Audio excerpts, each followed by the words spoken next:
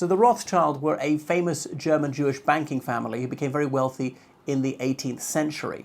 And then Amer Rothschild, he was the one who really made their name. He had 5 sons, and they all went to establish banks in different countries, in France, in Italy, in Germany, in the Netherlands, and indeed in the United Kingdom. Of course, when they were around, Germany wasn't a united country, it wasn't fully united until 1871. So in German, their name is ROTHSCHILD, which means red shield or red sign, as in a street sign in the shape of a shield. When they came to the United Kingdom, it was anglicised to Rothschild.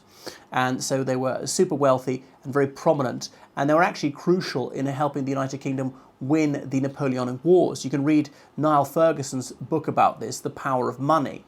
Because one of the determinative factors in the Napoleonic Wars is the British Army was able to pay its troops on the continent, often paid them in gold, and buy food and whatever else it needed, partly because of the credit extended by the Rothschilds. So that was vital to securing a British victory.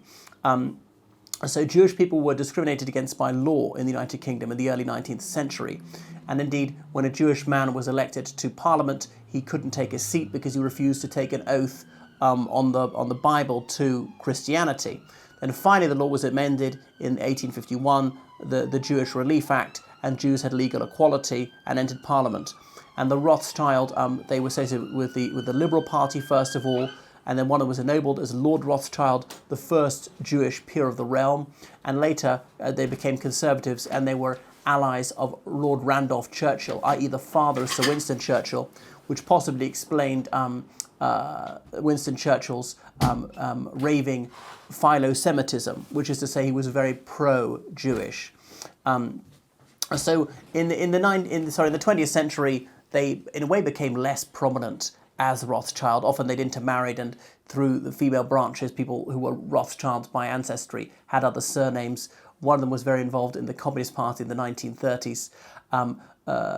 Sir James Goldsmith, the prominent businessman, billionaire, founder of the Referendum Party, which is important in the 1997 election. He was partly of Rothschild descent. His son, Lord Zach Goldsmith, sometime Conservative MP for Richmond Park and Kingston North, he's of Rothschild descent. There are all sorts of ridiculous conspiracy theory about the Rothschilds, that they controlled the world, but it seems to me like a ludicrous anti-Semitic trope, and the truth is far more prosaic.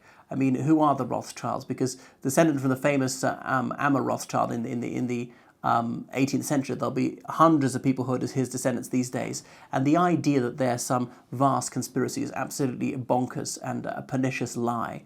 But there is a Lord Rothschild. Currently, he's in his high 80s, and they have their country seat in Buckinghamshire. I can't quite remember it, even though I have visited it. It's open to the public. And I've got a YouTube video of it as well, which they built in the late 19th century. And the Lord Rothschild back then, a real eccentric. He was one of the first people, though, to have electricity in his house in the United Kingdom. And he got some zebra to pull his horse-drawn carriage. Zebra can't be tamed to ride, but they can be made to pull carriages. But that Lord Rothschild is maybe a secular leader of the Jewish community, even though he's only a quarter Jewish himself. And it's actually his father's father who was fully Jewish. So in that sense, he wouldn't be halakhically Jewish. And one of my former school friends, Indranil Mahapatra, was his right-hand man till about 10 years ago, but has gone off to found Kingsley Capital. Anyway, that's enough about the Rothschilds for the moment.